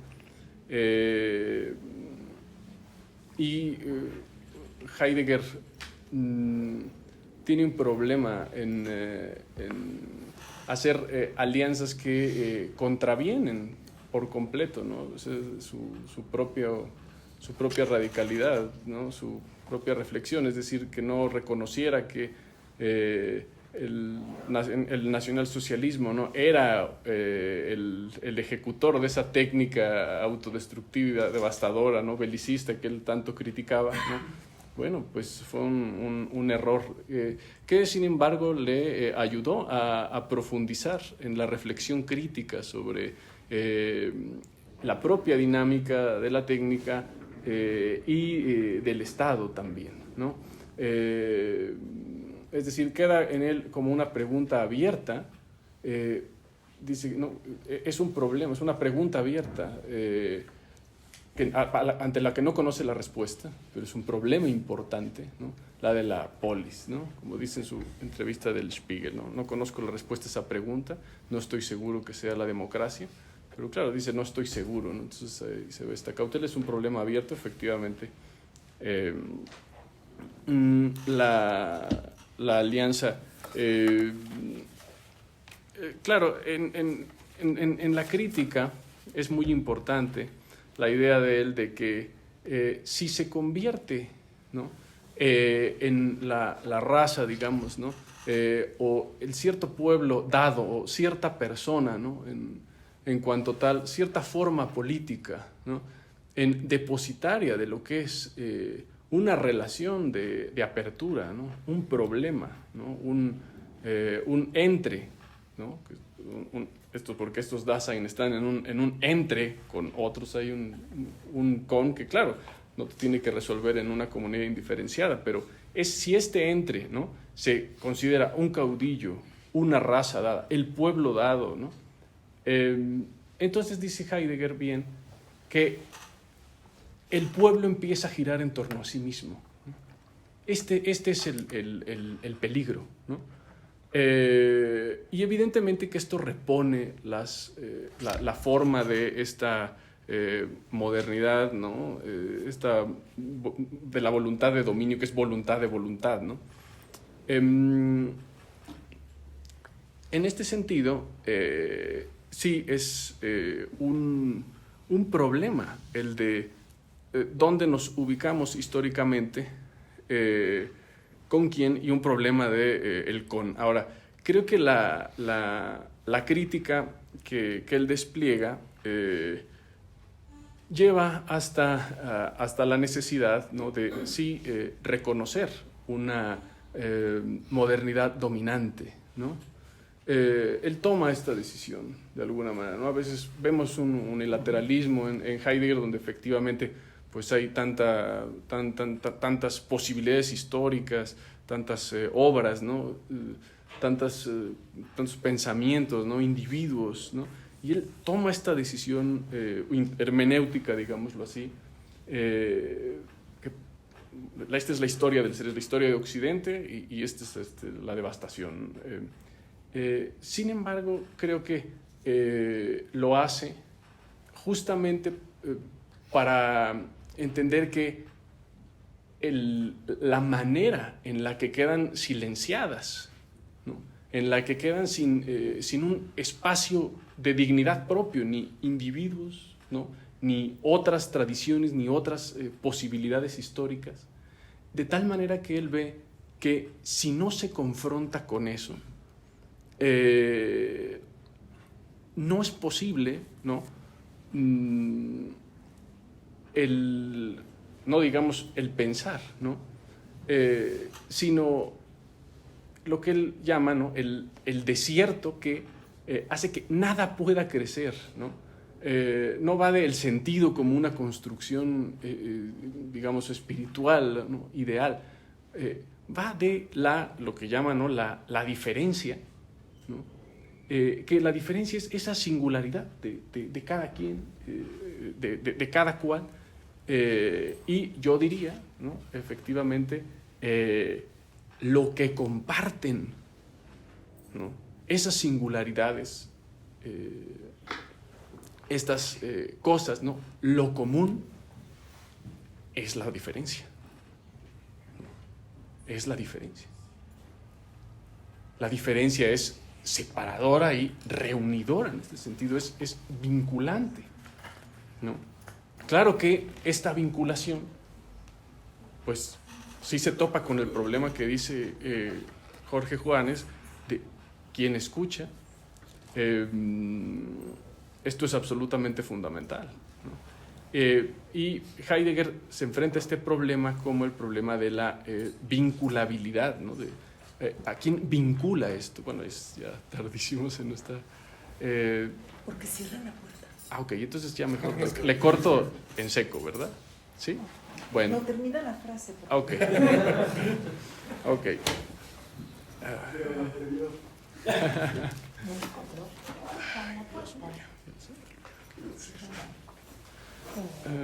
Bueno. Dios mío. Ya se me olvidó. Pero la cuestión, había quedado claro, esa parte de la diferencia había quedado muy completa. Sí, había quedado completa. Iba a ir a otro problema que era importante. Pero ya me acordé. A ver.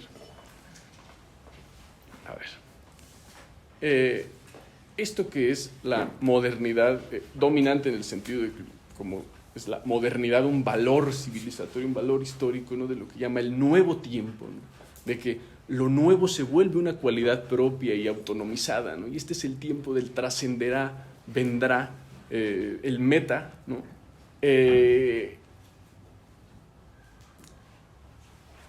Desplaza, ¿no?, siempre a, digamos, desplaza a una, ya con la técnica moderna, que es la verdaderamente revolucionaria, pero ya en esta revolución, digamos, de simplemente acrecentar el poder y el dominio, ¿no? Deja dice Heidegger, ¿no? Deja sin resguardo, es decir, sin un espacio de verdad, sin un espacio donde esa dignidad propia pueda aparecer en su singularidad, o sea, donde la diferencia pueda aparecer, ¿no? El Gestell, el sistema, es la pérdida de resguardo. Esto es muy importante, porque la diferencia, entonces, es vulnerabilidad y es, en ese sentido, interpelación, ¿no? En cuanto, ¿no?, puesta en peligro, ¿no?, puesta en riesgo de sí misma, ¿no? En este sentido, ¿no?, la vinculación en torno a la diferencia consiste en retomar lo que, primero, en fundar el espacio de acogida y de verdad, y esto sería el Dasein ya en la Kege, ¿no?, y la polis de las diferencias. ¿Y esto qué implica para Heidegger? Que la Dike, ¿no?, la justicia, ¿no?, sea lo que entendía Platón por lo que le corresponde a cada quien, a cada cual, a cada cosa, ¿no? Y la Dike, en este sentido, es la virtud de ese espacio vinculante que sería una polis, que nunca, según Heidegger, ha ocurrido. Se trata de osar la polis, ¿no?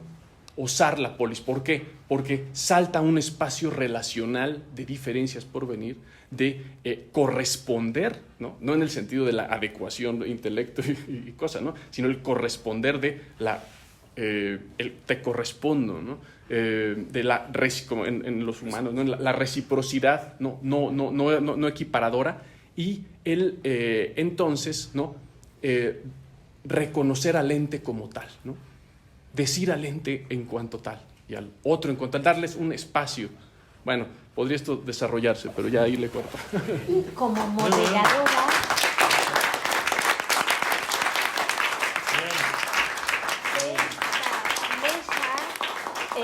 tengo que decir, tenía un cuaderno lleno de preguntas, tengo que decir que este es el mejor libro sobre Heidegger que yo he leído después de 40 años, junto con uno también de un joven filósofo cuando Bátimo tenía 28 años, del que hablaremos mañana, que es Ser, Historia, Lenguaje en Heidegger, de Gianni Bátimo. Yo tenía un cuaderno de preguntas, así que espero que nos reunamos mañana. Mil gracias a todos, y es lamentable que no hayamos podido discutir del estado del anarquismo, de la polis. Un libro extraordinario que tenéis que leer, y un filósofo mexicano que es en este momento, yo creo que uno de los mejores heideggerianos internacionales del mundo. No os autohumilléis nunca. Es un gran filósofo y lo irá diciendo el plano internacional.